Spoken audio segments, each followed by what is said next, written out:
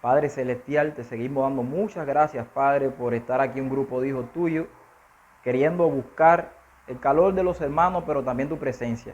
Queremos, Señor, que tu Espíritu Santo descienda por completo sobre nosotros. Padre, quita todo pecado de nuestra vida. Ayúdanos a apartarnos del mal. Te pedimos, Señor, que el Espíritu Santo pueda descender sobre nosotros para nosotros poder tener un completo discernimiento y poder obedecer tu voz, Señor Jesús, tal cual y tú mandas. Padre eterno, te pedimos que seas tú quien me dirijas, que sea tu palabra la que se dé aquí en esta mañana, Señor. Y que tú dirijas a todo tu pueblo a poder entender la premura y el tiempo en el que nosotros nos ha tocado vivir. Te pedimos, Señor, que despiertes nuestras sensibilidades espirituales si están adormecidas. Y te pedimos, Señor Jesús, que tú te quedes aquí con nosotros en todo este santo día y nosotros contigo. Porque te lo pedimos todo en el nombre de Jesús. Amén, Señor. Amén. Bien, hermanos, gloria a Dios. Le damos un saludo a todos los hermanos y otro saludo en forma especial a aquellos que nos están viendo a través de la pantalla. Ya que me han dicho algunos hermanos que por favor salude a los hermanos que nos están viendo a través de YouTube, cada vez que subamos algún tema, a los que están dando like, a los que están comentando los temas tanto en Facebook, en los diferentes grupos de Facebook, le damos un saludo. Que Dios le bendiga mucho. Que Dios nos ayude a despertar. Vamos a comenzar en el día de hoy con un tema que yo creo que es un tema necesario, muy necesario para el pueblo de Dios, especialmente en el momento en que estamos nosotros viviendo. Mateo 24, versículo 15, los que tengan la palabra del Señor en la mano, por favor,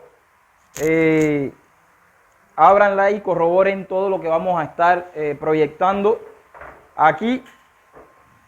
Mateo 24, 15.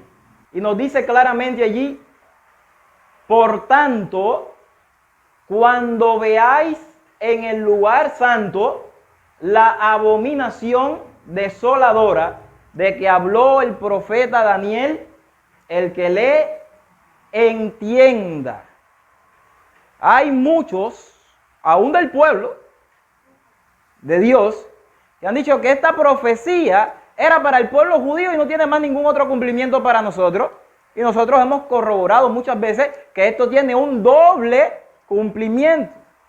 Tiene un significado muy exacto para los días que estamos viviendo nosotros como pueblo. Dice allí: por tanto, cuando veáis en el lugar santo la abominación desoladora, entonces, y solamente entonces, cuando esté puesta esa abominación que trae desolación, los que estén en Judea huyan a los montes. Y yo le doy gloria a Dios por esta cita de la palabra del Señor, por este versículo bíblico.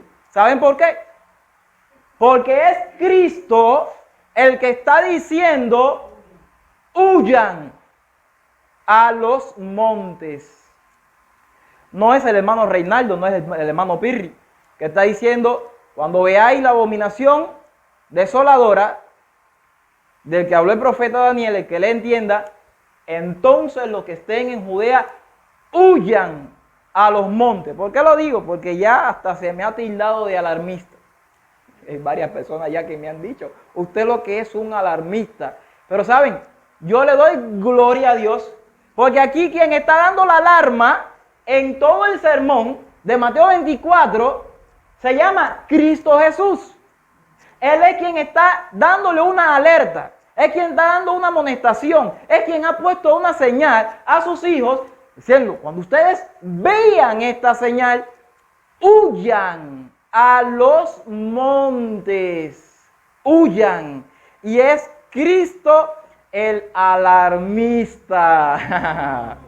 Hay un capítulo muy bello en el en el libro El conflicto de los siglos, que nos hace el relato completo de Mateo 24, y este capítulo es el capítulo 1. Ahí en este capítulo 1, en la página 29, dice claramente: si en aquellos días alguien hubiese predicho públicamente la destrucción de la ciudad, sin duda habría sido considerado cual lo fuera Noé en su tiempo. ¿Cómo le decían a Noé? ¿Se acuerdan? Uno de los textos que yo he dado en el libro de Maranata, le decían ¿cómo? Alarmista. Y dice, como alarmista insensato. Pero Cristo, mírenlo aquí, lo marqué en rojo, alarmista insensato, como a Noé. Pero Cristo había dicho, el cielo y la tierra pasarán, mas mis palabras no pasarán. En el mismo sermón de Mateo 24, en el versículo 35.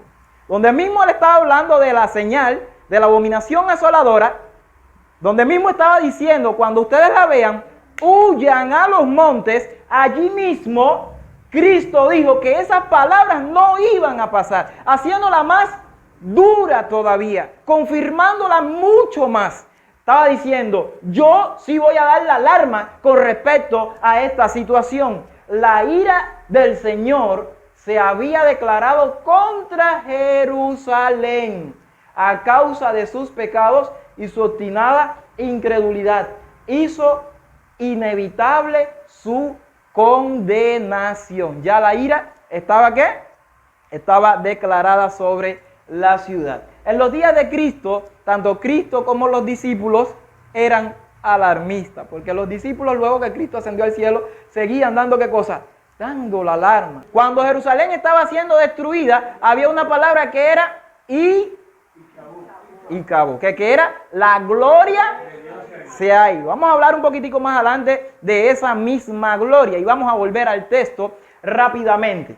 Volvemos al texto y vamos a profundizar un poquitico más, porque la Biblia hace una conexión entre los evangelios, entre el evangelio de Mateo y el evangelio de Lucas, y nos dice aquí, por tanto, cuando veáis en el lugar santo, miren cómo yo lo puse bien aquí en amarillo, lugar santo, la abominación desoladora, es decir, había una abominación desoladora. Esa palabra desoladora, lo dije en uno de los temas atrás, era la palabra, en griego, era la palabra eremosis, la palabra en griego, eremosis, que esa palabra eremosis significa una abominación que va a traer destrucción, abominación que asola. Va a quedar todo desierto, va a caer todo en tierra, la ciudad completa iba a caer en tierra, pero esa abominación se iba a poner ¿a dónde? En el lugar santo. Y uno se pregunta, bueno, ¿qué cosa es esto de el lugar santo y qué cosa es esto de abominación desoladora? Un poquito más adelante en el libro de Lucas, capítulo 21, en el versículo 20 nos dice claramente, y miren cómo está marcado ahí en amarillo nuevamente. Pero cuando veáis a Jerusalén, Jerusalén era el lugar santo. Jerusalén era el lugar santo donde se iba a poner ¿qué cosa? La abominación desoladora. Y es interesante ver estas palabras, Jerusalén. Pero ahora, la abominación que traía desolación es nada más y nada menos, miren ahí está pintado nuevamente en rosado, rodeada de ejércitos. ¿Ejército qué? Romano. Sabed entonces que su destrucción ha llegado. Es decir, el Señor Jesús está diciendo, es una señal visible. Es algo que ustedes van a ver, van a palpar con las manos. ¿Cuándo? ¿Qué dice allí? Veáis a Jerusalén, ese lugar santo, rodeada de ejércitos. Sabed entonces que su destrucción, ¿qué cosa? Ha llegado. Y sigue diciendo, entonces, cuando ustedes vean esto, los ejércitos que están rodeando toda la ciudad, los que estén en Judea, nuevamente amarillo, Judea es la parte de toda la ciudad, ahí donde estaba Jerusalén, que era la capital. Los que estén en Judea, huyan ¿a dónde? A los montes. Es decir, se vuelve a repetir en el Evangelio de Lucas y el Señor dice, huyan a los montes cuando vean esa abominación desoladora, cuando vean los ejércitos romanos. Los que estén en medio de ella, váyanse. Y los que estén en los campos, no entren en ella. Es decir, si estás en el campo, no vayas nuevamente para atrás. Los que están en medio de ella, váyanse. Los que estén en Judea, váyanse. Judea es el símbolo de la ciudad. En medio de ella es el símbolo de la ciudad, de Jerusalén. Váyanse. Váyanse a donde dice el Señor. Váyanse al campo. Es allí a donde el Señor estaba diciendo. Un poquitico más atrás, el Señor en Lucas 19, miren lo que nos dice en el versículo 41 acerca de esta misma situación. Porque Él llora sobre esta ciudad. Esta ciudad se veía, nos dice el mismo conflicto de los siglos. En la primera página cuando comienza este capítulo, decía lo mismo que la Babilonia de Apocalipsis 18, versículo 7, estoy sentada como reina y no veré llanto. Esto lo decía Jerusalén, la ciudad amada, la ciudad del gran rey, el pueblo de Dios. Decía las mismas palabras que estaban escritas para Babilonia. Parecía decir que estaba sentada como reina, porque tenía todos los privilegios. Dice, cuando llegó cerca de la ciudad, al verla, toda esa ciudad, ¿qué hizo Jesús? Lloró sobre ella. Las lágrimas cayeron sobre Jerusalén. ¿Y qué dijo Jesús? Diciendo, oh, si también tú conocieses, a lo menos en este tu día, lo que es para tu paz, mas ahora está encubierto de tus ojos. El Señor Jesús veía lo que el pueblo no veía.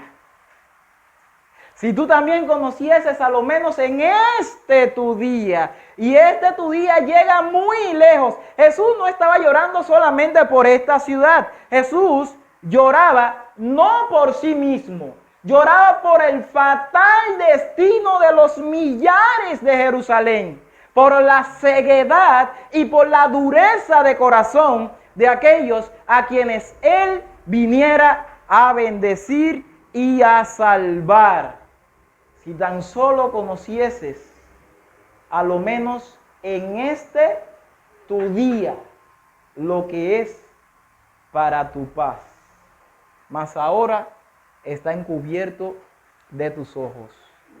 El Señor en una ocasión cuando sanó al ciego de nacimiento, al final ya porque no querían creer en las obras que hizo Jesús sobre él, los mismos fariseos y escribas y todos los que estaban en el templo, Él dijo, para esto he venido a este mundo, para que los que no ven, vean, para que los que ven sean cegados. Ellos que se decían que eran los que veían, no iban a ver más.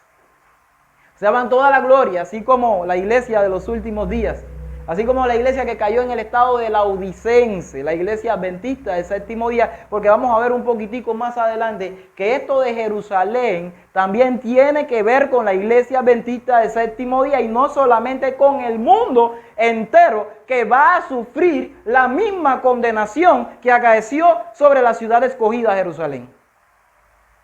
Si tan solo conocieses a lo menos en este tu día lo que es para tu paz, pero ahora no lo puedes ver.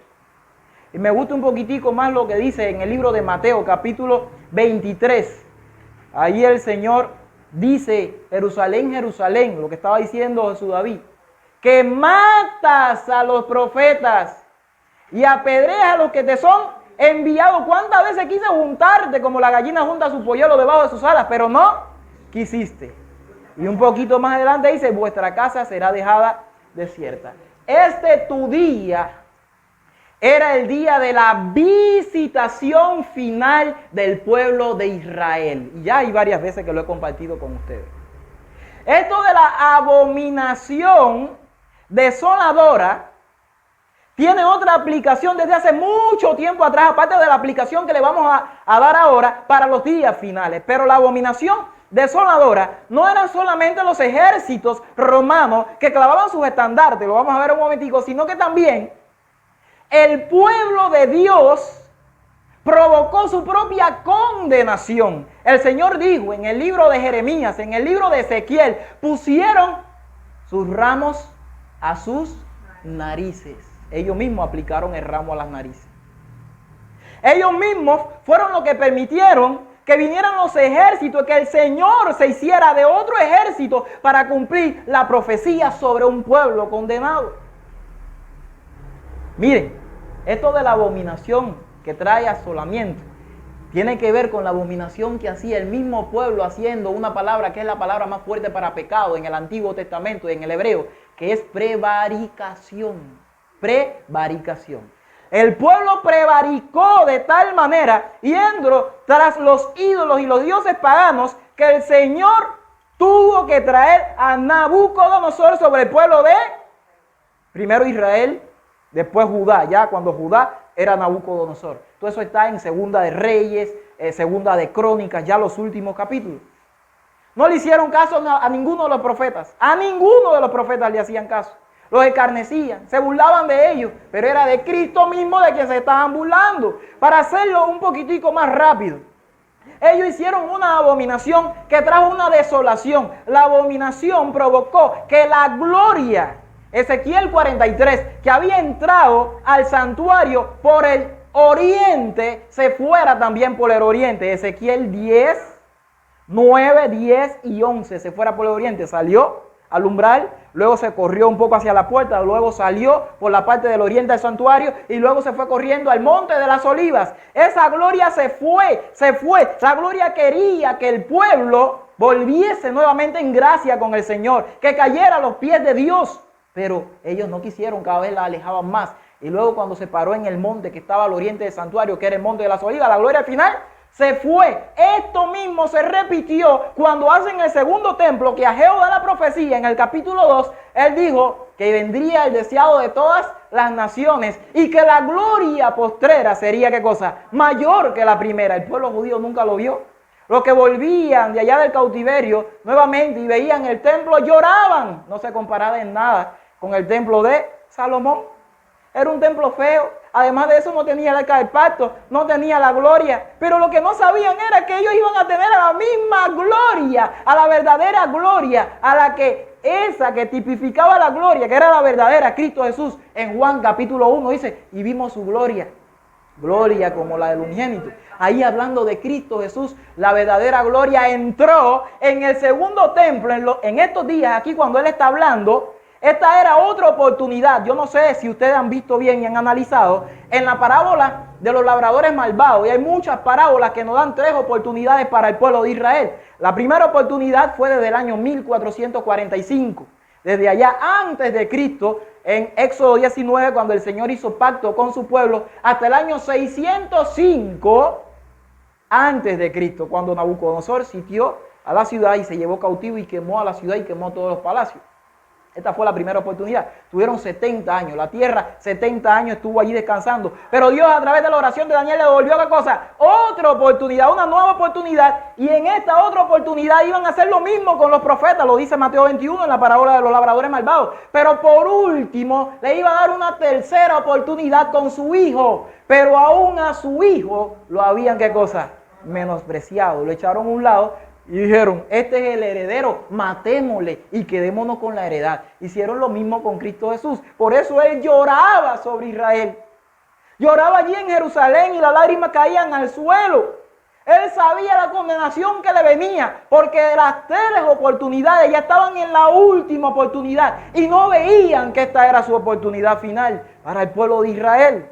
Por eso decía, si también tú conocieses a lo menos en tu día, donde la gloria refulgía por encima de todo ello. Sí, la gloria, mis hermanos. Porque así como en el antiguo templo, que se llenó la casa de gloria, que vino por el oriente, Cristo descendió por el oriente, venía desde el monte de las olivas, Mateo 21. Cuando entró al templo dijo como, mi casa será llamada, ¿qué cosa? Casa de oración. Y allí dio todas estas parábolas en contra de todo lo que iba a acaecer sobre Jerusalén. Y cuando se iba en Mateo 23 dijo, vuestra casa os es dejada desierta. Fíjense, cuando la gloria se apodera del templo le llama mi casa. Cuando la gloria se va del templo le llama vuestra casa os es dejada desierta. Y es la misma palabra que abominación desoladora. Abominación que trae, ¿qué cosa? Destrucción. Toda Jerusalén se iba a convertir en un desierto, mis hermanos.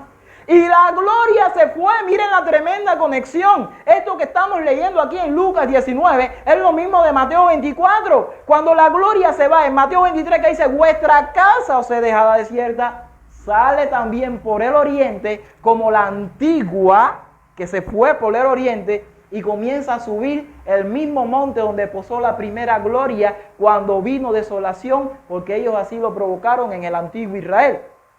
Subió por el monte de las olivas, subiendo, los discípulos le preguntaron, dinos Señor, ¿qué señal habrá de tu venida y del fin del mundo? ¿Qué conexión, mis hermanos? Y allí cuando iba subiendo, la gloria en persona le dijo a sus discípulos lo que iba a acaecer sobre Jerusalén y lo que iba a venir al fin de los días, mis hermanos. Eso era lo que estaba diciendo Cristo en verdad. En Mateo 24, la gloria estaba a punto de despegar. La iglesia de nuestros días también tiene sus 3 visitaciones y está bajo la última de todas las visitaciones. Yo no me voy a meter porque si no, no salgo de aquí. Lo he explicado en otras ocasiones. 3 visitaciones han venido de parte de Dios para la iglesia adventista del séptimo día, desde que la iglesia adventista es iglesia adventista. 1888 fue una de las visitas. No me voy a meter ahí, pero lo que sí me voy a meter a explicar aquí es rápidamente a leer que esto se cumple también con la Jerusalén actual, rapidito. Aquí estoy leyendo el libro Palabra de Vida del Gran Maestro. En la página 212 de este libro, dice, cuando él estaba con lágrimas, contempló, dice, la destrucción del mundo. Allí, cuando derramó sobre el monte de las olivas al contemplar la ciudad escogida. Si también tú conocieses, a lo menos en este tu día, lo que toca tu paz, mas ahora está encubierto de tus ojos. Este tu día, escuchen bien, este tu día, el día está llegando a su fin. ¿Saben qué? Este es un capítulo que está haciendo una comparación entre la iglesia judía, la nación judía, y la iglesia de hoy en día. Y en la parte de la iglesia de hoy en día, está diciendo que este tu día está llegando a su fin. Estamos nosotros bajo la última oportunidad, bajo este tu día. Y nosotros no hemos abierto los ojos, no nos hemos dado cuenta que Cristo Jesús nos está dando la amonestación a nosotros como pueblo adventista desde el Monte de las Olivas en Mateo 24.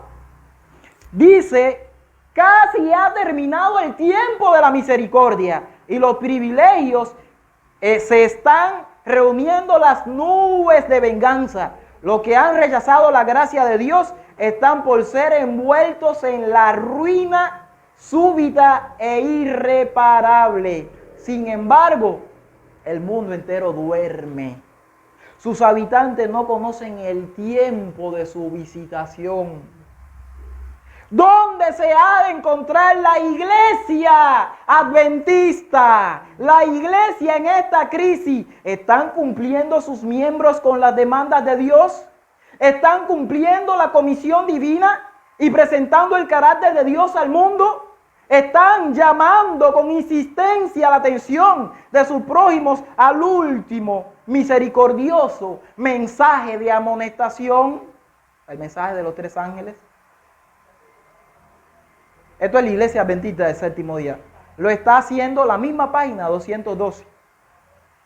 Los hombres están en peligro. Las multitudes perecen. Pero cuán pocos de los profesos seguidores de Cristo sienten anhelo por esas almas.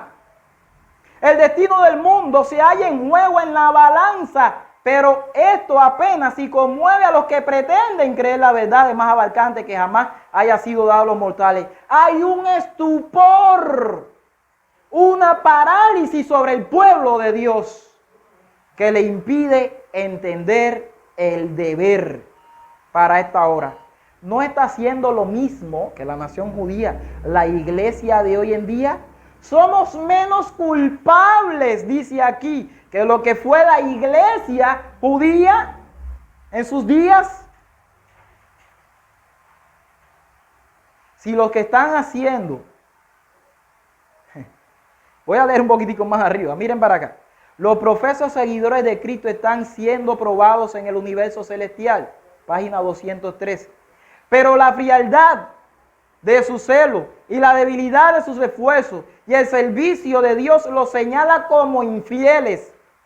Si lo que están haciendo fuera lo máximo que pueden hacer, no caerían en la condenación que viene sobre ellos. Un pueblo que ya está condenado, como mismo este pueblo que estaba condenado. La misma profecía. Hay muchos cuyos nombres están escritos en los libros de la iglesia, pero que no están bajo el dominio de Cristo. No hacen caso de sus instrucciones, ni cumplen su obra. De aquí que están bajo el dominio del enemigo, no están haciendo un bien positivo. El Señor dice, no había de hacer visitación sobre estos. Él mismo en persona tenía que visitarnos, la última visitación. Por cuanto los hijos de Israel no cumplieron el propósito de Dios, fueron puestos a un lado, no predicaron el evangelio a estos que estaban aquí. Y aquí estos, los adventistas del séptimo día, para nuestros días, no han cumplido tampoco con su sagrado cometido. Fueron puestos a un lado y el Señor extiende su invitación entonces a otros. Si estos también son infieles, ¿no serán rechazados de la misma forma? Segunda de Pedro, capítulo 2, versículo 4 dice, si Dios no perdonó a los ángeles que pecaron. La iglesia preferida de Dios, la iglesia del cielo. Romanos capítulo 11 dice, si Dios no perdonó a las ramas naturales, el pueblo judío, ¿cómo piensas, adventista del séptimo día, que te va a perdonar a ti si siguen lo mismo? Si siguen lo mismo. La palabra que Dios dirigió al antiguo Israel encierran una solemne amonestación para la iglesia actual. ¿Cómo termina la Odisea? Vomitada de la boca del Señor Jesucristo. Esto tiene mucha tela por donde cortar y mucho que meditar. Pero este no es el tema. Solamente entramos aquí para emparejar algunas cosas. Tu día, en los días de Cristo, ya estaba llegando a su fin para el pueblo de Israel. Pasaron 40 años de mucha más misericordia desde que Cristo dijo estas palabras hasta que vinieron los ejércitos romanos y fueron destruidos como nación. 40 años. Han pasado muchos años desde que el Señor confirmó esta profecía a través de su sierva en el conflicto de los siglos, dándonos muchos más detalles que también se cumplen con nosotros y con todo el mundo hasta el día de la destrucción del mundo, que primero comienza por la iglesia adventista del séptimo día. El versículo 43 del mismo capítulo 19 nos dice, porque vendrán días sobre ti, cuando tus enemigos te rodearán con vallados. ¿Qué cosas son vallados? Son cercos, pero cercos del mismo ejército romano que hacían ellos, se preparaban en batalla para poder rodear perfectamente la ciudad que iban a conquistar. Y te sitiarán, miren aquí la palabra, van a poner el sitio. Y por todas partes te estrecharán, versículo 44, y te derribarán a tierra y a tus hijos dentro de ti, y no dejarán en ti piedra sobre piedra, por cuanto no conocisteis el tiempo de tu visitación. Entonces, esta profecía que muchos dirigentes están diciendo que no tiene nada que ver con nosotros, tiene un cumplimiento más. Y esto está aquí en el libro Conflicto de los Siglos, página 28. Es necesario que ustedes copien estas citas que vamos a dar aquí ahora.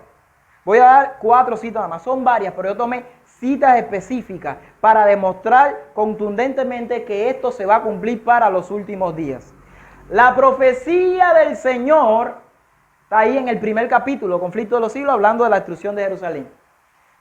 extrañaba un doble significado. Al par que anunciaba la ruina de Jerusalén, presagiaba también los horrores del gran día final. Doble significado. Pónganlo bien aquí, pónganlo en la mente porque es grande lo que vamos a ver en el día de hoy. Doble significado, capítulo 1. Manuscrito 77, 1899. Cristo advirtió a sus discípulos en cuanto a la destrucción de Jerusalén y las señales que ocurrirían antes de la venida del Hijo del Hombre. Todo el capítulo 24 de Mateo es una profecía concerniente a los acontecimientos que preceden a este evento.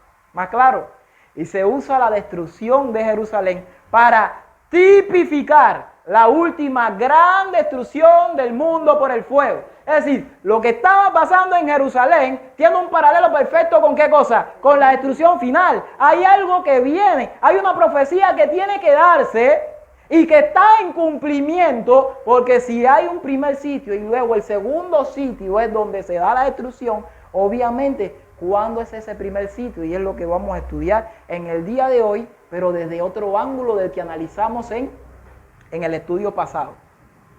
Mateo 24, Joya de los Testimonios, tomo 2, página 351. Mateo 24, esos 6 y 8. Aquí está hablando todo esto de Mateo 24 y de Jerusalén. Aunque estas profecías se cumplieron parcialmente, señores, parcialmente, y miren qué es lo que vino sobre Jerusalén.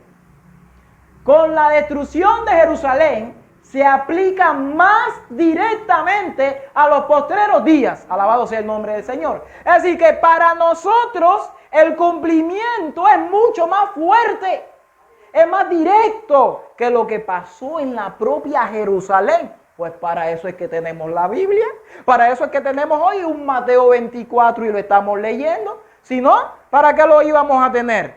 La profecía del Salvador referente al juicio que iba a caer sobre Jerusalén, dice aquí, va a tener otro cumplimiento. Conflicto de los siglos, página 40. Y la terrible desolación del primero no fue más que un pálido reflejo de lo que será el segundo. Alabado sea el nombre del Señor. ¿Qué significa un pálido reflejo? ¿Qué cosa es un pálido reflejo?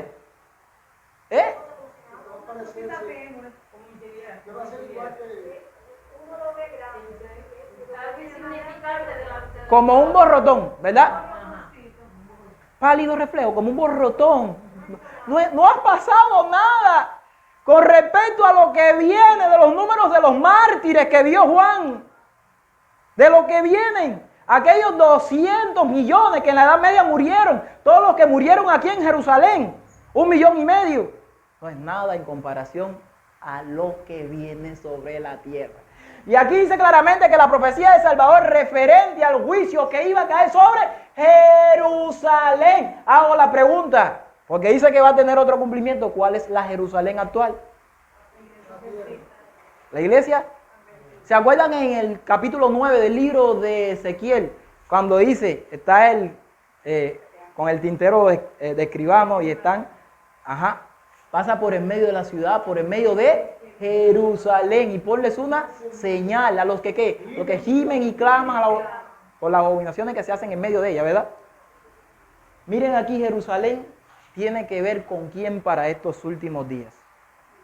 El sello de Dios, Joya de los Testimonios, tomo 2, página 67. El sello de Dios será puesto únicamente sobre la frente de aquellos que suspiran y lloran por las abominaciones que son cometidas en la tierra. ¿Cómo? Entonces, Jerusalén, ¿es la iglesia bendita del séptimo día o es toda la tierra? El problema es, le invito, mis hermanos, a que vayan a escuchar el tema que dimos Daniel capítulo 11, versículo 41, y también el versículo 44 y 45, y todo lo que explicamos acerca, por lo menos en el del versículo 41, en el tema que dimos de la mañana, ¿se acuerdan? Explicamos todo concerniente a la tierra gloriosa, aquí en Jerusalén para estos últimos días, y cómo ahora la tierra gloriosa está esparcida en el mundo entero. Por eso dice también que viene sobre toda la tierra. Porque ha pasado algo. Roma ha rodeado al pueblo del Señor que está esparcido por toda la tierra. Escuchen bien, que es bien interesante. Y no solamente se va por la tierra, sino te especifica un poquitico más atrás en la página 65 del mismo capítulo. Aquí vemos que la iglesia, el santuario del Señor, era la primera en sentir, ¿qué cosa? Los golpes de la ira de Dios. Esa ira que viene sobre toda la tierra, sí va a venir sobre el mundo entero, porque Jerusalén es su símbolo del mundo. Pero va a comenzar, como dijo Ezequiel 9, por mi santuario. ¿Y qué es lo que estaban haciendo en el santuario? Las abominaciones. Capítulo 8 del mismo libro de Ezequiel. ¿Cuál es la última, la que completa la lista de las abominaciones, la más fuerte de todas las abominaciones? Estaban de espalda del templo y estaban adorando el sol. Esta abominación no pudo más con Dios. Esta es la abominación que trae una completa asolación. Se llama apostasía nacional. La que trae la ruina nacional. Entonces, el santuario del Señor, la iglesia, era la primera en sentir los golpes. La iglesia adventista del séptimo día. Los ancianos, aquellos a quien Dios había brindado gran luz, habían traicionado su cometido. Los tiempos, decían, han cambiado. Esta palabra fortalece en su incredulidad y dicen, el Señor no hará ni bien ni mal. Es demasiado misericordioso para castigar a su pueblo. Así, el clamor de paz y seguridad es dado por los hombres que no volverán a elevar la voz como trompeta para mostrarle al pueblo de Dios su transgresión y a la casa de Jacob su pecado. Estos perros mudos, dice aquí, que no quieren ladrar, son los que sienten la justa venganza de un Dios ofendido. Hombres, jóvenes, niños y todos perecen todos juntos, mis hermanos. Todos perecen juntos. Así que se iba a poner la señal en toda la tierra. Vamos a otra cita bien interesante. Miren lo que habla acerca de la señal y de la crisis que viene. La crisis se está acercando rápidamente. Las cifras que suben velozmente demuestran que está por llegar el tiempo de la visitación de Dios. Aunque le repugna castigar, a Dios no le agrada el castigo. Castigará, sin embargo, lo hará prestamente. Lo hará prestamente. Los que andan en la luz, ojo con esto, para los que están copiando, los que andan en la luz verán señales de un peligro inminente. ¿Quiénes son los únicos que Dios permitirá que vean las señales del peligro que se aproxima? ¿Qué significa andar en la luz? Estudiar solamente, tener una estrecha comunión con Dios. Poner por obra aquello que Dios te ha mostrado. Esos que andan en la luz verán, captarán, como hay otra cita que dice, el paso continuo de los eventos. Pero no han de permanecer sentados en tranquila y de preocupada espera de la ruina, consolándose con la creencia de que Dios protegerá a su pueblo en el día de la visitación. Lejos de esta gente que piensan así, lejos de ellos. El Señor nos va a ayudar a ver las señales de lo que está ocurriendo. Y vamos nuevamente al texto. Por tanto, cuando veáis en el lugar santo, ya vimos ya cuál es el lugar santo ya, la abominación desoladora, y en el otro texto nos dicen, Lucas, cuál es la abominación asoladora y cuál es el lugar. Cuando veáis en Jerusalén, el mundo entero y en la iglesia para estos últimos días, a Jerusalén rodeada de ejército ¿qué? Ejército romano, pero el espíritu de profecía nos da más luz referente a todo esto. Miren aquí cuál era el rodeo de Jerusalén.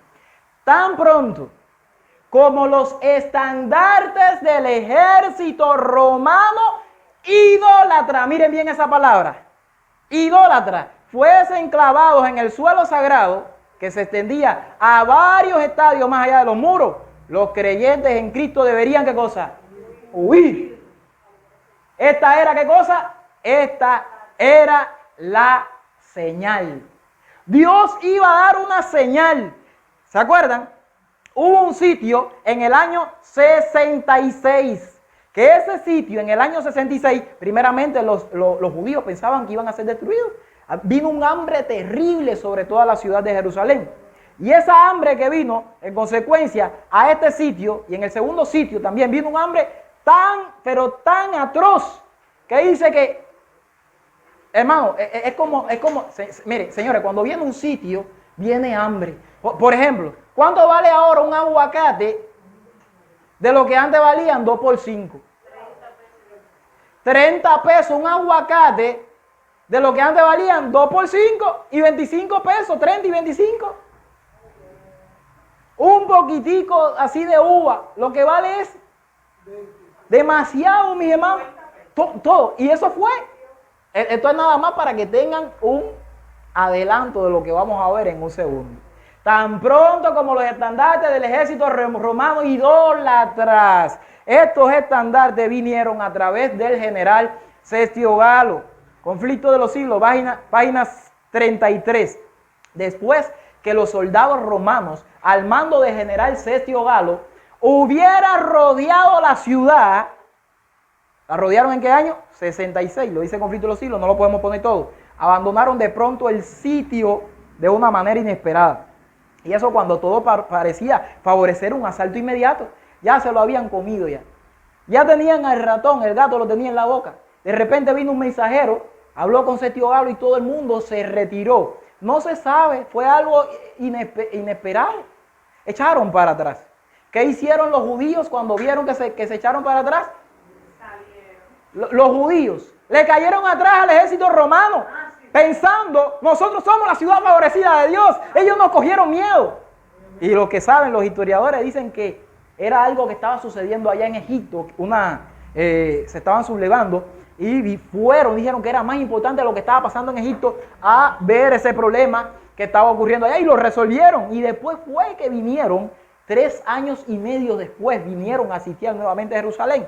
Pero cuando los judíos le salieron atrás a los romanos, entonces todos los cristianos, sin excepción de uno, captaron la señal. Ellos la vieron, fue palpable lo que el Señor le había dicho. Cuando ustedes vean lo que estén en Judea, huyan. Cuando ustedes tengan una oportunidad, el que esté en el campo no vuelva, el que esté allá adentro de la ciudad, váyase. Era huir.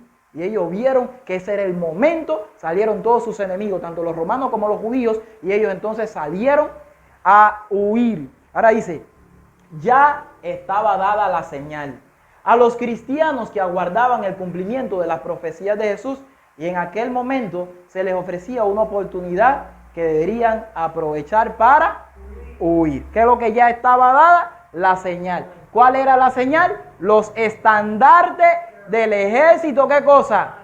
Romano idólatra. La pregunta es la siguiente: para poder captar para estos días finales, ¿qué es un estandarte? ¿Qué es un estandarte? Miren, todo esto que están aquí, yo escogí esta página específicamente porque son estandartes romanos. Todo esto que están aquí, ustedes ven que casi ninguno tienen bastantes dioses encima de todos estos palos, son estandartes romanos todos. Y ellos cargaban con todos estos palos. Ahora vamos a ver un poquitico más. Porque si esa profecía se cumplió en Jerusalén, si va a tener un doble cumplimiento, y si ese sitio primero de Cestio Galo tiene que ver con algo y con estandartes romanos en suelo sagrado, iglesia adventista regada en el mundo entero, entonces yo tengo que prestarle un poquitico más de atención a qué cosas son los estandartes, y más los estandartes de Roma, y de dónde salen los estandartes que ellos adquirieron. ¿Qué cosas son los estandartes según el diccionario español? Una insignia, un distintivo. ¿Se acuerdan los distintivos que llevan los niños?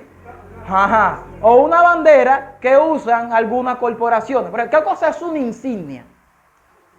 Algo que simboliza algo. Algo que llevas que representa algo. ¿Qué cosa es un distintivo?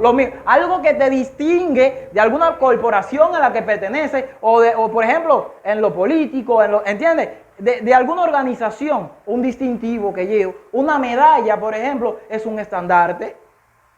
¿Estamos entendiendo? Los ídolos que la gente pone detrás de la puerta son estandartes también. Todas esas cositas son estandartes. También, te identifica. Esto es en el ámbito espiritual. Estandarte, aquí estamos viendo más literalmente. Estandarte de un ejército es un ejemplo, o estandarte de un club. ¿Qué son los estandartes? Y sobre todo los estandartes romanos. Por ejemplo, aquí vemos varios estandartes. Esto es para que ustedes vean que no era solamente un estandarte, eran varios. Por ejemplo, este estandarte es bastante famoso, una manito que tenían. Este también, los más famosos son los del águila. Siempre llevaba el águila Roma para todos los lugares. Y vemos varios animales que ellos llevaban. Allá vemos como una serpiente, como un dragón. Lo van a ver un poquitico más ahora. Miren aquí todos los estandartes del ejército romano. Cada vez que el ejército de Roma iba a la batalla, aquí estamos viendo el búfalo, el famoso búfalo de Roma que llevaba también en su estandarte, en sus banderines. Cada vez que Roma iba a la ciudad, cargaba con todos sus estandartes. El estandarte era tan valioso para un romano que a veces perdían la vida. A veces perdían la vida si alguien le quería quitar el estandarte para poder ellos virar para atrás. Miren cuán valioso era el estandarte para Roma. Yo tengo varios ejemplos porque he leído bastante con respecto a todo esto. De cómo se batían para poder buscar el estandarte que se había caído en el suelo del lado allá. Para poder virarlo para atrás. Porque en los estandartes ellos cargaban sus deidades, cargaban sus dioses. Cada una de esas cositas representa un dios diferente romano. El problema es que Roma era idólatra. Era politeísta. Tenía varios dioses. No era monoteísta como el pueblo de Israel. Y cada vez que iba a conquistar una ciudad, llevaba su estandarte, lo clavaban y ¿qué decían? Cuando clavaban los estandartes, a sus dioses, ellos hacían pacto con sus dioses. Si me das esta sangre, de todo este pueblo va a ser para ti. Es más, nosotros vamos a hacer todo lo posible por conquistar la ciudad para darte un mejor servicio. Ellos se mataban por lo que ellos creían. Estos eran los estandartes de Roma, mis hermanos. Un palo ellos llevaban y enganchaban. Es interesante esto del palo y de los estandartes de Roma, porque Roma no vino así por así. Roma lo tomó de algún lugar. ¿Se acuerdan? El más famoso de los estandartes, ¿cuál es? El águila. El águila, más famoso de los estandartes. Porque el águila era una representación ¿de quién? Sí, del sol. Primeramente, de las legiones romanas. No se puede olvidar. El águila representaba las legiones romanas. Pero no había solamente un estandarte famoso, había otro estandarte que era famoso entre los romanos. Porque mientras uno era un símbolo de las legiones romanas, otro era símbolo de su caballería, de los caballos. Ese lo vamos a ver después que veamos el del águila. Aquí vemos cómo lleva el estandarte del águila Roma cuando está en guerra, cuando está en sitio a la ciudad. Este estandarte, mírenlo aquí, que prevalece siempre por encima el águila. Y aquí, mírenlo bien clarito, las legiones romanas. Pero Roma, como un pueblo pagano, era uno de los imperios. Todos estos dioses no se los inventó así. Acuérdense que hoy en día existen muchas mitologías, existen muchas historias antiguas que a veces se repiten en los diferentes imperios. Roma tomó estos dioses de más atrás. Cada uno de estos dioses lo tomó de más atrás. ¿De dónde Roma tomó todos estos dioses? ¿Se acuerdan? Lo tomó de Egipto. Aquí vemos el águila. ¿Se acuerdan esto que usan los faraones? Eso es simplemente el águila. Lo vemos en diferentes culturas que ellos tienen. El faraón era el águila. El águila, así como el sol está por encima de la cabeza, era un símbolo también del sol.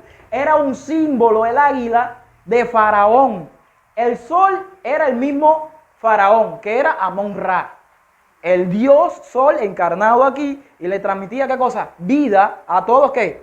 A todos los seres humanos, no solamente a los de Egipto, sino todos los seres humanos tenían que venir a la ciudad grande, que era la ciudad de Egipto.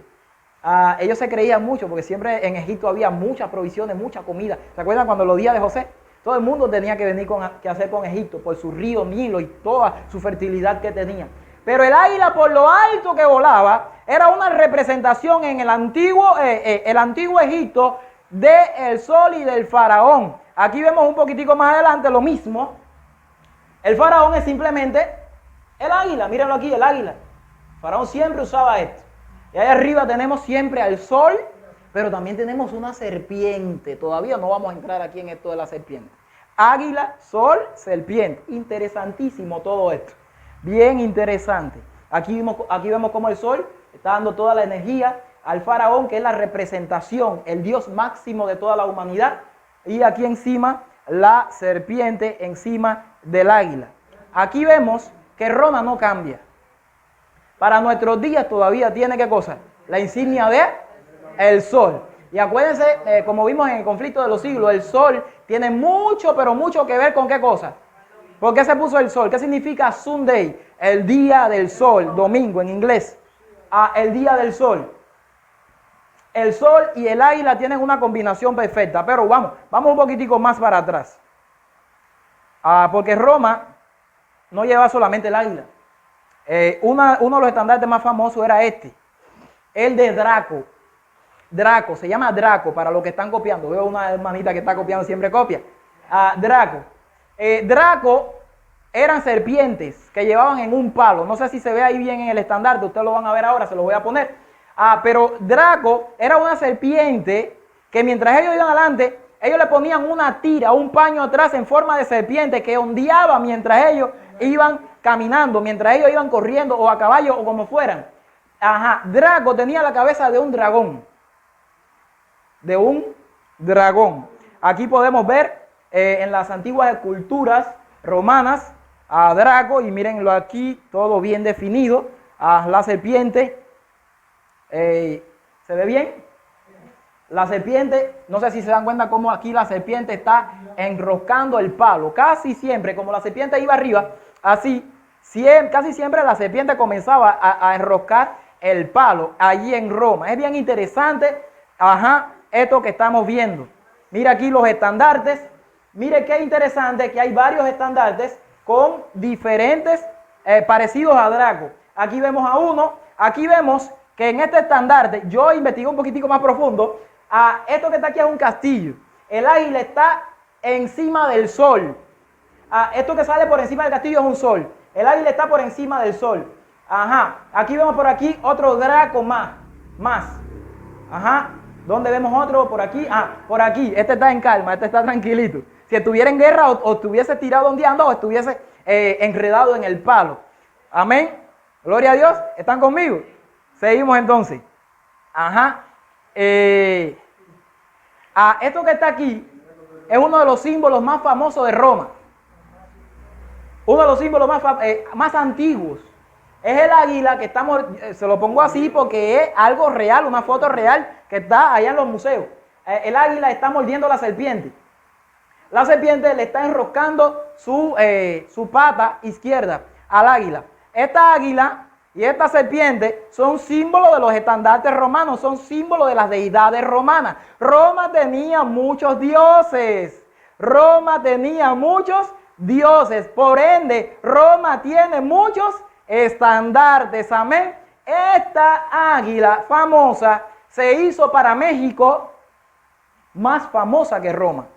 Y la pusieron en su bandera. Toda la cultura mexicana. Exactamente. La pregunta es la siguiente. La serpiente, ¿de dónde viene? No, Roma era un imperio. Roma era un imperio que tomaba de otros imperios de atrás. Ya me está diciendo de Egipto.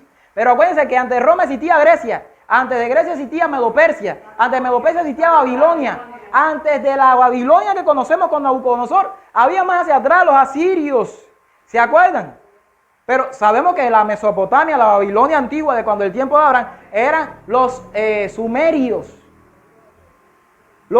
La civilización más antigua era ¿cuál? Sumeria. Para los investigadores, lo que les gustan estudiar la historia, era Sumeria. ¿De dónde vino?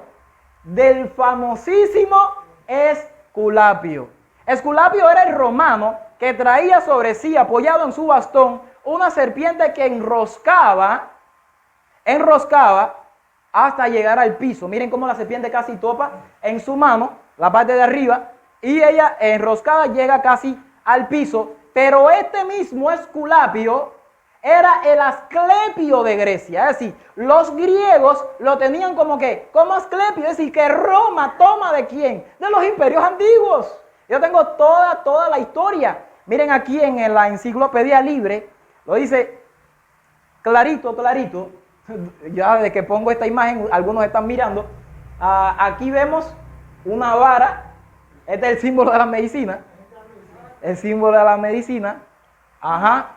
El símbolo del comercio lo tenemos al lado. Y aquí tenemos a Esculapio, ¿verdad? Este que está aquí al lado, ahora le voy a decir quién es el hijo de Ninasu. Se van a quedar sorprendidos cuando ustedes vean ahora quién es Ninasu y qué es esto del hijo de Ninasu. Allá vemos una serpiente que está enrollando una copa. Vamos a ver qué tiene que ver todo esto, este hombre, Esculapio, con aquella copa y con la que preparaba los remedios en esta famosa copa que está allí, que también es símbolo de la medicina también actual. Todo esto tiene también que ver con la medicina actual. La vara de Esculapio, en la Enciclopedia Libre, el báculo o vara de Asclepio para los griegos o Esculapio para los romanos. Es un antiguo símbolo asociado con el dios griego Asclepio y con la curación de enfermos mediante medicina. Se trata de una vara con una serpiente enrollada, representando al dios griego Asclepio o Esculapio para los romanos. En la mitología griega, Asclepio tenía una vara que tenía el poder de curar todas las enfermedades. Acuérdense, siempre que vean una vara con una serpiente, en las mitologías más antiguas, la vara era como si fuera, ¿no han escuchado esto? La varita mágica. Hay unos muñequitos que ven los niños, la Cenicienta. Cuando eran niños veíamos esos muñequitos. Siempre aparecen unas duendecitas con unas varitas mágicas que hacen un milagro. A las 12 de la noche se rompía el hechizo. Esta vara siempre tiene que ver con la palabra hechizo y siempre tiene que ver con magia. Esta varita, y cuando la serpiente se enroca en la vara, siempre hay algo satánico en medio de todo esto. Atributo de Asclepio, la serpiente en la vara. Este símbolo es utilizado por las organizaciones como la Organización Mundial de la Salud, OMS, Asociación Americana Médica y de Osteopatía, de la Asociación de Australia y Británica Médica y diversas facultades médicas en todo el mundo. Aquí está hablando de las asociaciones más famosas del mundo de la medicina, pero toda la medicina en el mundo entero utiliza estos símbolos que están aquí. La vara, de alguna forma, cuando no le salen unas hojitas de laurel, todo esto tiene su símbolo. Cuando no le sale esto, siempre es algo que tiene que ver con báculo, con serpiente o con copa y serpiente. Esto es bien, pero bien interesante. Acerca de lo mismo, miren aquí, famoso estandarte, serpiente que circunda. Y aquí vemos dos serpientes, bien interesante que las dos serpientes hagan un símbolo que es famosísimo con respecto a un evento que se está dando ahora. Aquí vemos en Mesopotamia, más antiguo, el hijo de la divinidad de Ninasu. Este que está aquí es el hijo de la divinidad de Ninasu, no se ve bien ahí, pero él tiene una vara de la misma, y una vara parecida a esta. El hijo de Ninasu, esa varita era su vara mágica y con esa hacía curaciones. Aparece representado por la culebra. Asimismo, una culebra enroscada en la vara del dios griego Asclepio. El mismo dios, de donde mismo sale la serpiente que tiene Roma, de donde mismo sale el estandarte de Roma. Y Roma nunca cambia, no cambió con el águila, con el sol, tampoco cambia con la serpiente y con la vara. Hasta los días finales Roma no cambia, lleva sus estandartes bien en alto. y los circunda por toda la tierra para así atrapar al pueblo de Jerusalén, que hoy está rodeando todo el mundo. Esculapio para los romanos es todavía hoy el símbolo de los médicos. Asclepio es hijo de Apolo, que entre otras responsabilidades tenía la de ser el dios de la medicina en la mitología griega. La vara, miren aquí todo cómo se relaciona con la medicina ya desde tanto tiempo atrás, mis hermanos. La vara es de Esculapio, la vara con una serpiente enrocada. Apareció como emblema unos 800 años antes de Cristo, en los tiempos de Homero, mis hermanos. Todo esto de la serpiente y con todas estas mitologías, lo único que me hablan es de medicina desde tiempo atrás. La vara de Esculapio, conocida entre los griegos como vara de Asclepio, es un símbolo importante, esto sí es importante tanto de la civilización griega como romana, asociado con la curación y la medicina. Esto era un símbolo demasiado importante y es un símbolo importante para Roma. Hermano, si no es porque en el espíritu de profecía dice que Roma nunca cambia, yo no investigo nada de esto. El dios Asclepio era un dios de la mitología griega relacionado con artes de curación y médica. Los atributos más importantes de este dios eran la vara, lo más importante, y la serpiente, que aparecen combinados en este símbolo. Una posible interpretación dice que la serpiente representa el rejuvenecimiento debido a su cambio de piel. Esa es otra versión, una interpretación. Por otro lado, la vara era un símbolo de la profesión médica, mis hermanos. Esta es la hija del famoso Esculapio. Mírenla aquí, la diosa Higía. Esta copa le pertenece a Higía. Esa copa es de la medicina moderna también. En algunas farmacéuticas ustedes no han visto ese símbolo. Y por ahí por el mundo no lo han visto a cada rato en el televisor. Esta serpiente que enrosca la copa y que muerde la copa y le echa el veneno en la copa, esa serpiente siempre ha sido ¿quién? La serpiente antigua, que se llama Diablo y Satanás, el cual engaña al mundo entero, mis hermanos. Engaña al mundo entero con sus artes mágicas de engañar. Y quiere engañar a través de la medicina. La copa de Higía se ha estado utilizando como un símbolo de la farmacia profesional desde 1796, ya que fue utilizada en una moneda acuñada por la Sociedad Parisina de Farmacia. Miren aquí la famosa moneda, aparece en muchos lugares esta moneda, pero es interesante que la moneda no solamente la tiene a ella, a Higía, por una cara, la serpiente en la copa, sino que en el otro lado está la misma serpiente con el águila, mis hermanos. Y ahora estas alas de águila, vamos a ver un poquitico más adelante. Miren lo que dice. Desde ese momento la copa ha sido adoptada por muchas asociaciones farmacéuticas de todo el mundo. Antiguamente en la mitología griega la serpiente se relacionaba con la medicina desde Grecia y la curación. El dios de la medicina era Asclepio, el mismo Esculapio, cuya hija, de allá desde los griegos, no desde Roma, cuya hija era la encargada de preparar los remedios. Higía es la diosa de la salud y de la limpieza, cuyo nombre deriva en la actualidad en el término higiene. Esta misma muchacha que está aquí, miren, ella preparaba el veneno, está en muchas esculturas, no solamente en Grecia, sino también en Roma, han trasladado esculturas de esta mujer, pero sigue diciendo de ella, a esta diosa se le representa como una mujer joven, rodeada por una serpiente, mírenla aquí, y preparando el veneno con el veneno de la serpiente aquí en el frasco, rodeada por una serpiente que vertía el veneno en una vasija. Con el paso del tiempo, la representación se simplificó, quedando únicamente la serpiente y una copa. Es decir, para quitar lo humano, para quitar lo de... Roma fue haciendo eso, para engañar un poco más. Fue quitando a los seres humanos y fue dejando los simbolitos, para que no haya adoración a los demás, para que otras personas puedan caer más fácilmente en sus en la adoración a sus deidades, en la adoración a sus estandartes. Pero bueno, quedando únicamente, la serpiente representa el poder. Miren aquí, la serpiente representa ¿qué cosa? El poder, mientras que la copa o cáliz simboliza el remedio ante una enfermedad, un problema. La copa de Higía con la serpiente enroscada simboliza el poder del veneno, que en algunos casos, escuchen bien para acá, puede matar, pero en otros puede curar. Pero qué cosa más grande, señores. Y esto está libre, enciclopedia libre, pueden buscarlo en internet, Wikipedia habla de eso también. Una vez convertido el veneno en medicamento. Sí, cuando ese veneno, hermano, ustedes se acuerdan. Se llama antídoto. Cuando Janes y Jambre imitaron las plagas que Dios envió sobre Egipto. Moisés convierte una vara. ¿Se acuerdan que hay una vara y serpiente? ¿Se acuerdan que hay una vara y una serpiente que levanta a Moisés bien en alto? ¿Se acuerdan? La vara y la serpiente son símbolos de poder que emana de aquí, de este símbolo.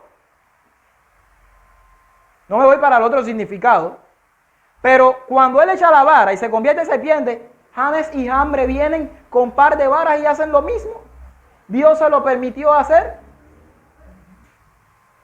De aquí deriva que hay poder, ¿dónde? En la serpiente y en la vara también. Tanto en el palo como en la serpiente, mis hermanos. Para ellos, para los paganos. Nosotros sabemos que aquella serpiente que se alzaba bien en alto cuando mordían las serpientes en el desierto, era una tipología pequeña del verdadero médico que estaba sanando y curando a los hijos de Dios. Y hoy en día cura a través de la cruz, porque así como la serpiente fue alzado en la cruz de Calvario para darle sanidad a todos los que se alleguen a él y fíjen su vista ahí en la cruz del Calvario. Pero estos otros pueden curar una vez convertido el veneno en medicamento. Una vez ya cuando el veneno se convierte en medicamento, ¿tenemos algo nosotros que ver con el veneno de una serpiente para sanar? Para nada. También alude a la curación o renovación en conmemoración de la capacidad para mudar la piel la serpiente. Esto es más que interesante. Porque ¿de dónde viene todo esto? Roma tomó de Grecia. Ya lo vimos ya. Pero Grecia, ¿de quién tomó? Puedo decir que yo de Egipto. Pero Egipto, ¿de dónde tomó? ¿Se acuerdan cuando el tiempo de Abraham, lo que hablamos ahora mismo casi? Miren, hermano, todo esto viene de la antigua Sumeria y de allá de Mesopotamia también. En la mitología de Sumeria, este famoso símbolo, esto que está aquí enroscado, son dos serpientes en un palo. Miren aquí este animal tan extraño que tiene alas como de águila, pero tiene pies como de pájaro y tiene, es como si fuera un reptil. Aquí no se define bien, pero todo esto es de la mitología de Sumeria. Este es el símbolo de Enki. Indagué bien sobre todo esto. Miren aquí nuevamente se ve la serpiente, la vara de Esculapio y Caduceo. Del lado allá, las mitologías antiguas, que todo se quedó, todo paró ¿dónde? Todo paró en Roma. Yo me quedé con la boca abierta cuando yo vi este símbolo.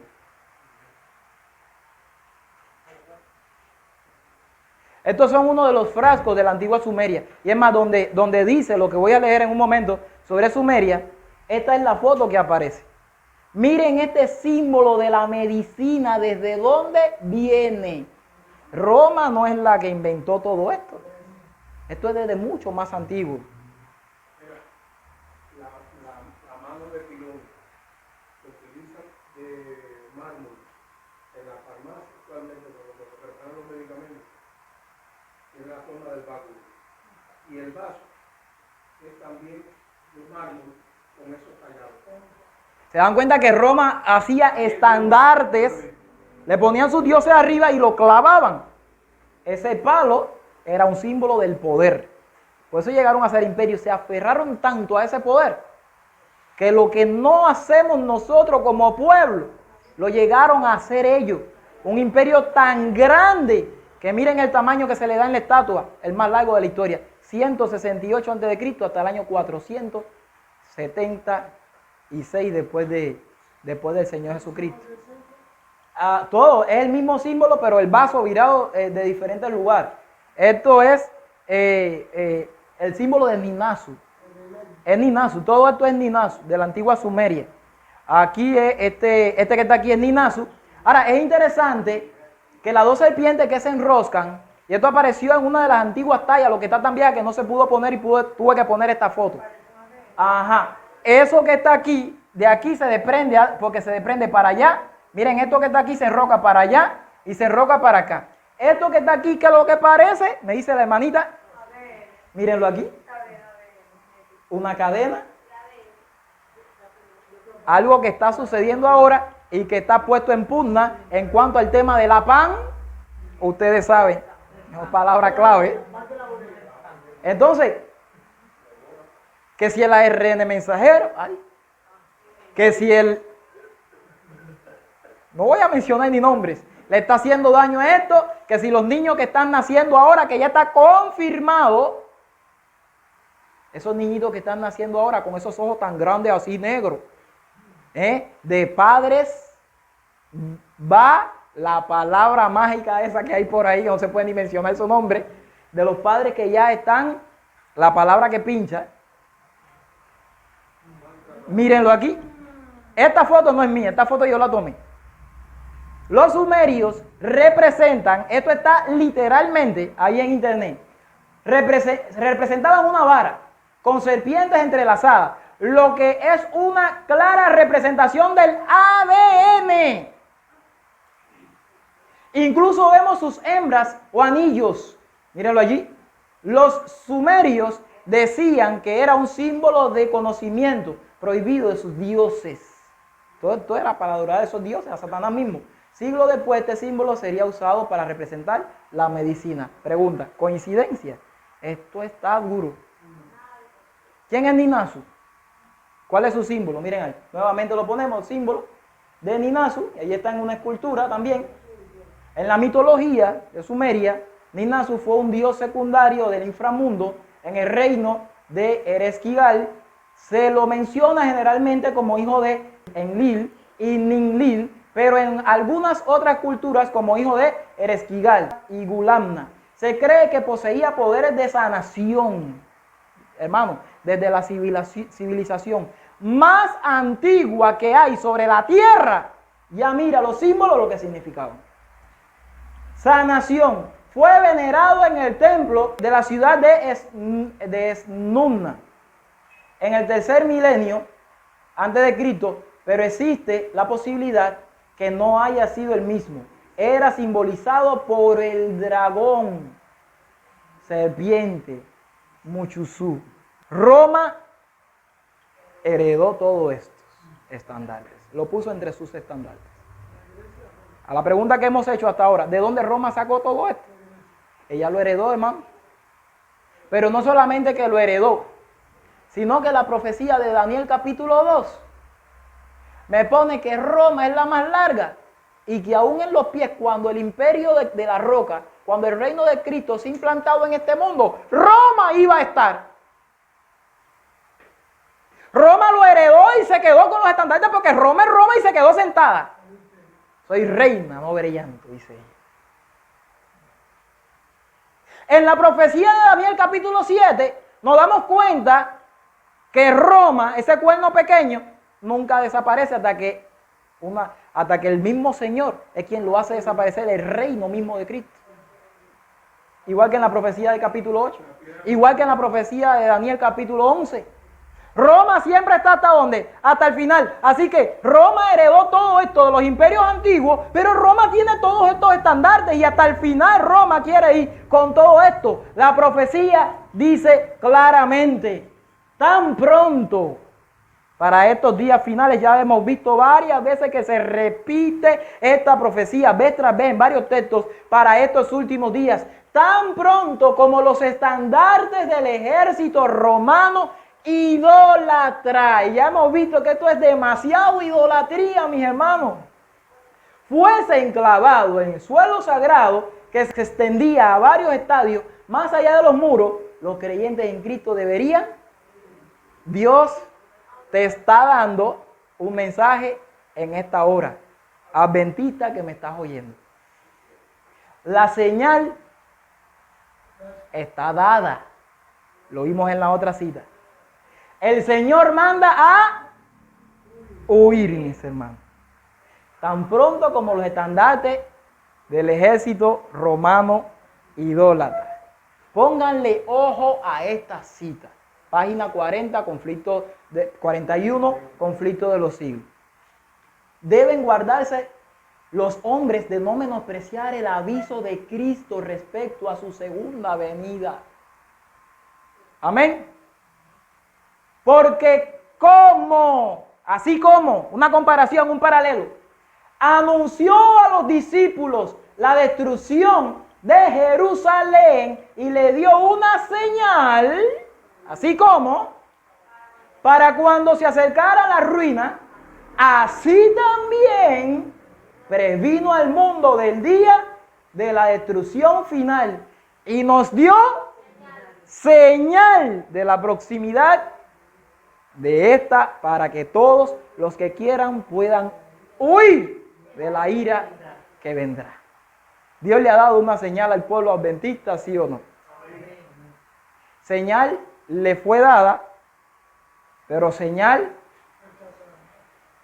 no he visto, hermano, no he visto una señal más fuerte en estos días finales con respecto a estos estandartes de Roma, con respecto a la comparación del año 66 y el año 70, que el año 70 tiene que ver con el águila, el sol y el domingo, el día del sol, pero en el año 66, si algo que tenía que venir antes, no he visto algo mayor que esta señal, mis hermanos. ¿Saben por qué le puse esta foto por atrás? Porque esto es el mundo. Esto es el mundo que está sentado Satanás sobre todo el mundo. Eso es lo que quiere. Por eso mandó a hacer este bicho con alas de águila, tarro del macho cabrío. No le voy a explicar todo este animal, tenemos que adelantar. Pero para gobernar al mundo, para poner su último estandarte y sitiar el mundo entero y dar su golpe final, él necesitaba mandar un estandarte anterior, un estandarte que tuviera que ver con ¿qué? Con la medicina en los días finales de esta tierra. El miembro de Baphomet, del macho cabrío, de este animal que representa a Satanás, que es el dios de la fama, y que tiene tantos símbolos, que no le voy a explicar ahora, solamente me voy a concentrar aquí. ¿Lo vieron bien? ¿Ustedes vieron ahorita las serpientes que hacían así? Desde allá, desde Sumeria, desde allá de los imperios paganos, que conformaban como un ADN. ¿Tiene el ADN que ver con el miembro del hombre? Pues claro que sí, es el símbolo de la fertilidad. El miembro de Baphomet, y él sentado sobre el mundo, está diciendo a carcajadas que muy pronto posiblemente los hombres se iban a quedar sin procrear, pero ese no es el tema. El tema es que ese es el símbolo de la medicina. La serpiente y el bastón, el báculo, símbolo de poder, serpiente, símbolo de la medicina. Y hago la pregunta, ¿será que este símbolo está ya puesto o se puso en los días finales y se ha dado como una señal para los hijos de Dios en los tiempos finales? Esto lo hemos dado y vamos a pasar como un vuelo de pájaro. Apocalipsis 18 nos habla de Babilonia y de su condenación. Vemos varias sentencias en Apocalipsis 18, varios paréntesis de la condenación de Babilonia, de la caída de Babilonia, el porqué de su caída y de su condenación. Aquí vemos desde el versículo 21 hasta el 23 que viene hablando que Babilonia va a caer, pero tan fuerte como una piedra, un ángel poderoso que arroja una piedra de molino al mar. Con el mismo ímpetu será derribada Babilonia. Entonces, ¿por qué Babilonia va a ser derribada tan fuerte? Luz de lámpara no alumbrará más en ti, ni voz de esposo y de esposa se oirá más en ti, porque tus mercaderes eran los grandes de la tierra. Ya esto lo hemos profundizado y el que quiera profundizar un poquitico más sobre ese tema que vimos bien, pero bien profundo, sobre quiénes son estos mercaderes que tienen que ver con la Organización Mundial, con la OMS de la Salud y Foro Económico Mundial y la ONU, estos mercaderes, donde el mayor de todos los mercaderes es este hombre famosísimo, Bill Gates, el fundador de Microsoft, que cruzó para el tema de las palabritas que pinchan, ahora en este tiempo final, y que ahora está enfocado no solamente en esto, sino se está enfocando mucho más en el cambio climático. Qué interesante. De esto vamos a estudiar más adelante, porque la cosa se está poniendo cada vez más fuerte. Cada vez más fuerte. Dice aquí, ¿por qué va a caer Babilonia tan fuerte? Esta es la última caída de Babilonia. Fíjense que ya estoy terminando el capítulo 18. Porque tus mercaderes eran los grandes de la tierra. Y todo el capítulo nos dice quién es que le da de sus comercios, de todo lo que tiene a esos mercaderes, para que los mercaderes lleven adelante los deseos de quién, de la mujer que se sienta sobre la bestia y manipula todas las cabezas de esa bestia, de todos esos imperios. Eran los grandes de la tierra, los magnates de la tierra, pues por tus hechicerías fueron engañadas todas las naciones de la tierra. El engaño global, el engaño mundial, de aquella que se está riendo a carcajadas, esa serpiente, volvemos, serpiente antigua, el cual se llama Diablo y Satanás, que engaña al mundo entero. Pero miren, el engaño viene a través de hechicería y es a todas las naciones. Por eso Baphomet está sentado sobre el mundo entero y tiene el báculo allí bien representando el símbolo que iba a traer el engaño al mundo entero. Iba a ser a través de las hechicerías, mis hermanos. A través de la hechicería. No se ve bien en español, pero cuando vamos al griego, la palabra hechicería es la misma palabra farmakeia, que viene de farmakeus o farmacón. Pero farmakeia es medicación, entre paréntesis, farmacia, por extensión, lo que vimos ahorita en la vara y en la serpiente, magia. A través de la vara y a través de la serpiente, Babilonia, Roma, a través de todos los mercaderes de la tierra y de los reinos políticos de este mundo, señores, oren para que no me bajen el tema, para que otras personas puedan aprovecharlo. Yo lo tengo en Telegram y voy a ver cómo le puedo pasar a los que están viendo por YouTube el link de Telegram para que vean un estudio muchísimo más profundo y otro estudio más profundo acerca de todo esto. Pero esta magia que viene a través de la serpiente, a través de ese báculo, a través de ese símbolo, era lo que iba a traer el engaño final. Y esto tiene que ver, pregunto, ¿podrá ser eso un estandarte o una señal que el Señor está poniendo para que su pueblo diga, mírenlo allí, estandarte romano? Y el Señor le está diciendo ahí, ¡huyan! Porque lo que viene es grande sobre la tierra. A través de eso iba a dar el engaño final. Figurativamente, hechicería. Mira aquí en farmakeus, la misma palabra, farmacón, que ahí donde se deriva hechicería, una droga, porción mágica, y la palabra esta que no se puede, esta palabra que pincha, es, y ya lo vimos ya, una droga, un medicamento, un fármaco, es la misma cosa. Es una porción mágica, eso que tenía la copa de Higía. Lo están poniendo ahora en las porciones que pinchan. Drogista, farmacista o envenenador, por extensión, mago o hechicero. Satanás está haciendo su gran obra de hechicería al mundo, envenenando y poniendo sus estandartes alrededor del mundo entero. La pregunta es la siguiente. Cayó la iglesia que representa a Jerusalén, por lo cual vimos ahorita que los primeros golpes iban a hacer sentido dentro de ella. ¿Cayó la iglesia bendita del séptimo día en esto? Por lo cual tiene que venir la destrucción al mundo entero. Ya leímos ya. Aquí voy a leer rapidito algunos artículos que de todo aquel artículo, cogí algunas porciones para verlo rápidamente, cómo cayeron en esto y ya está dada la señal, mis hermanos. Ya está dada la señal y ahora le voy a decir algo al respecto.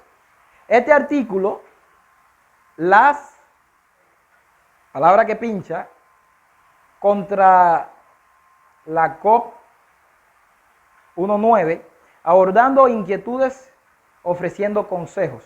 Esto es lo que sacó la revista Adventista. Esto dado, se dio en Brasil, en la Asociación General también, de la Iglesia Adventista del Séptimo Día. Este artículo ha sido por Ministerio de Salud de la Asociación General, Instituto de Investigaciones Bíblicas de la Asociación General y Facultades de Farmacia y Salud Pública de la Universidad de Loma Linda. Así que tienen ellos su estudio de su posición mágica. Pero bueno, miren lo que ellos dicen aquí. Esto es lo que la iglesia dijo al mundo y a todos sus feligreses.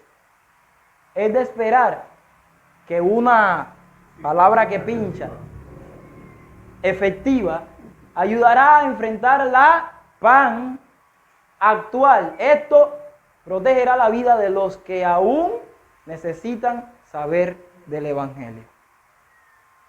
¿A qué están instando? ¿Ayudará a qué? A frenar. Las palabras que pinchan son producidas como medicamento para salvar vidas, no para ser usadas como alimentos. Como tal, alentamos una palabra que pinchan responsable y no tenemos una razón de índole religioso para no alentar a que nuestros adeptos participen responsablemente en los programas de la palabra que pincha protectora y preventiva. Esto dijo la voz de la Iglesia Adventista del Séptimo Día con respecto a estos estandartes que están puestos sobre nosotros. Valoramos la salud y la seguridad de la población, lo que incluye al mantenimiento de la inmunidad de grupo. ¿En qué cree la iglesia? En la inmunidad de grupo, mis hermanos. Esto es demasiado triste, así como ustedes lo ven. Yo tengo aquí un video, se lo voy a poner, porque ellos aparte ponen hombres para que alienten al pueblo a utilizar su mistura.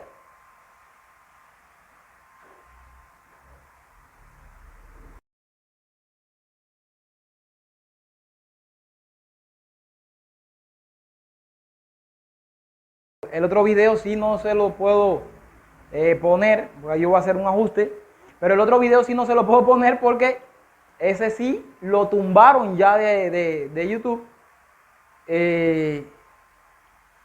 Y ese sí no puedo hacer nada por ustedes. Es triste.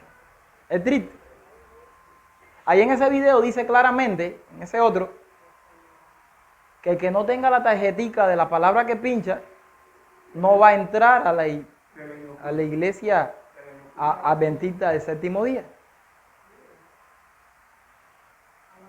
No va a entrar.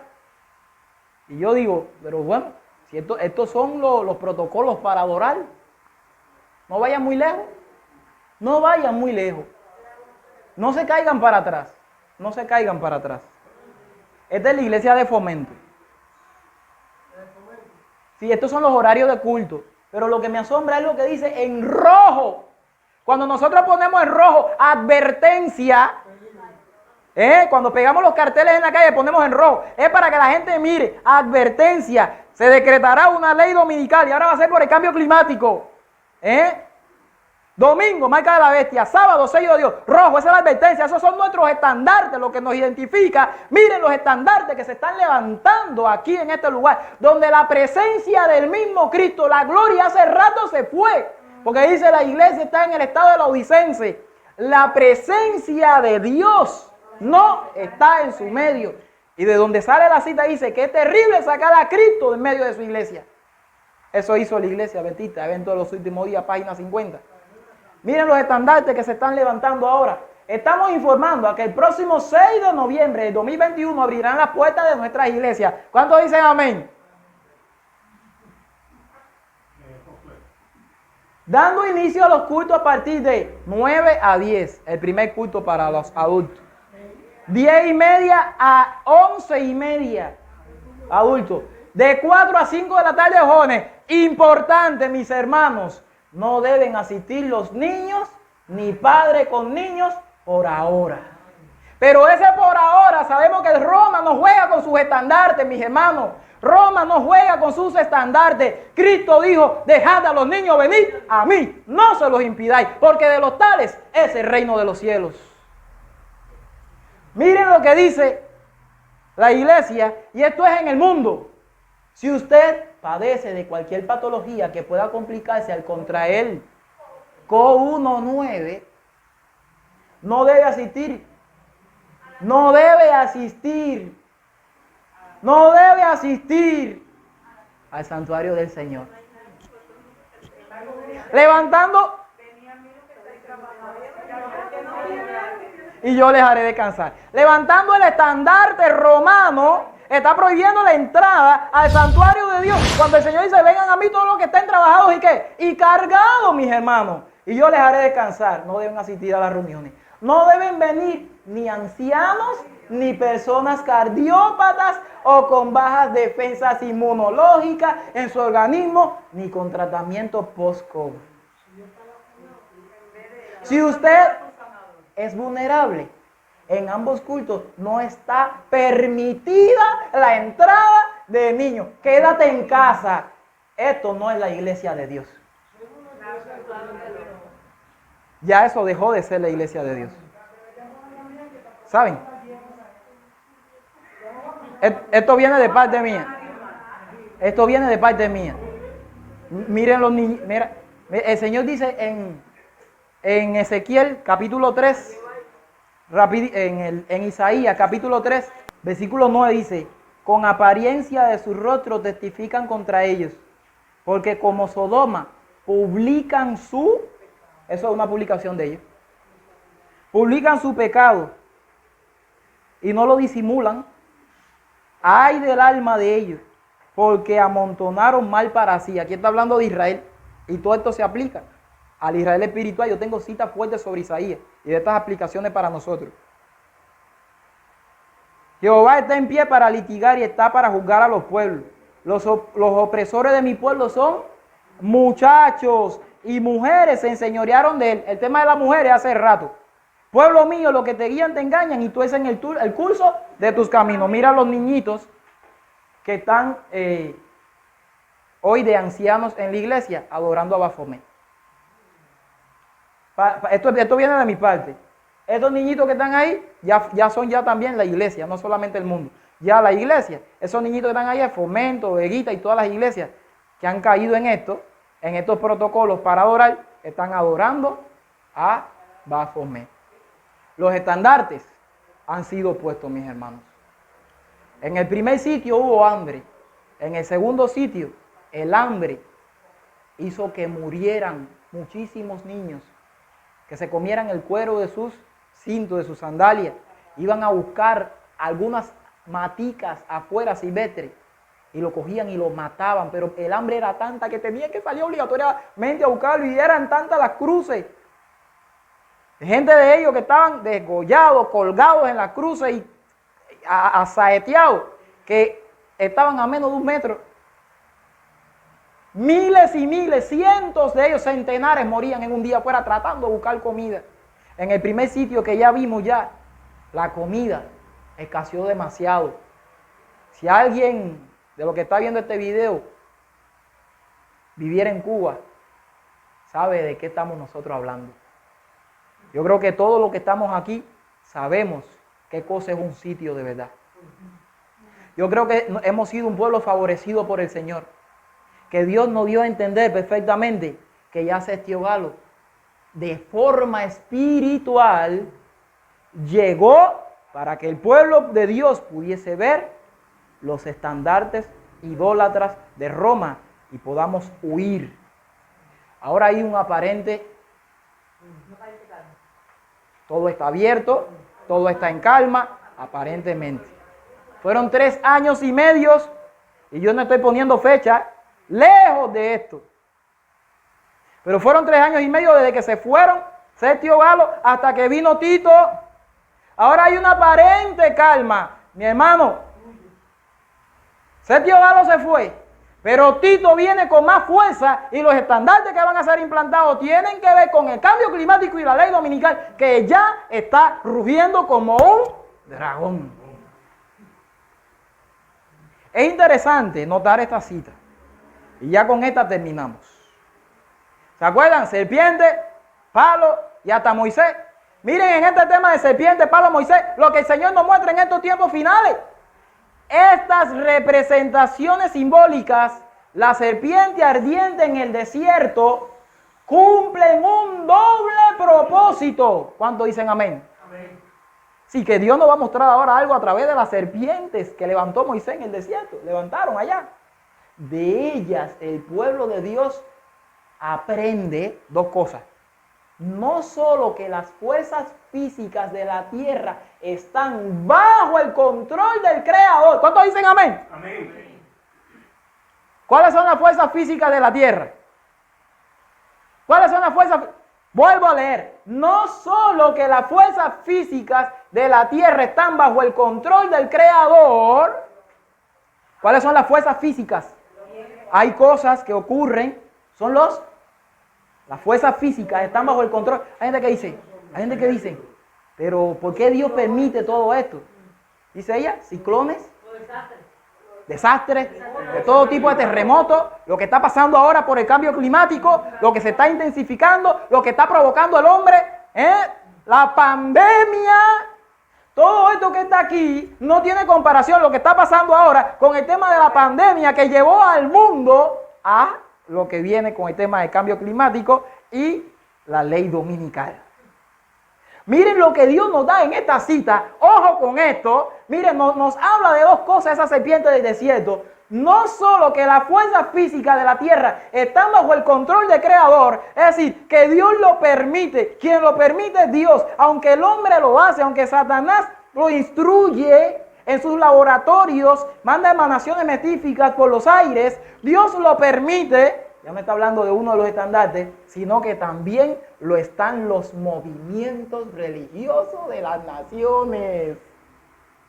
Esto es especialmente cierto con respecto a la imposición de la observancia del domingo. ¿Cuántos dicen amén? Estos movimientos religiosos de las naciones que están ahora en este mismo momento pidiendo a grito, mis hermanos, una ley dominical, justicia climática, por todo lo que está pasando en el medio ambiente, porque estamos llegando a la temperatura del mundo a 1.5. Todo esto está mostrado en la serpiente que levantó Dios. Y aquí está mostrando dos cosas. El primer sitio y el segundo sitio es para acabar, mis hermanos. Observancia del domingo. Cuando venga apostasía nacional, viene ruina nacional. No quisiera que se me llamara alarmista por esto que estoy diciendo. Dice que los que se ponen en manos de Dios, los que están cumpliendo con su voluntad, el Señor le va a mostrar las señales del peligro inminente. Le va a mostrar todo el paso continuo de los eventos. No quisiera ser yo alguien que me esté haciendo que descubrí no. Hermano, todo lo que hemos presentado está claro. Esto está abierto al estudio. Dios da señales a sus hijos para que sus hijos puedan estar apercibidos y puedan, como dijo el alarmista Cristo, a quien nosotros le servimos, huir cuando veáis todas estas cosas en el lugar santo, en Jerusalén. Que el Señor les bendiga, alabado sea su nombre por los siglos de los siglos, y que el Señor ayude a su pueblo a tomar decisiones que salten para vida eterna, y que no tenga tardanza para salir de las ciudades. Aunque todos te negaré, yo Señor te seguiré. Amén. Bien, mis hermanos, vamos a concluir con una oración. Así que puesto de rodillas, todo lo que puedan hacer.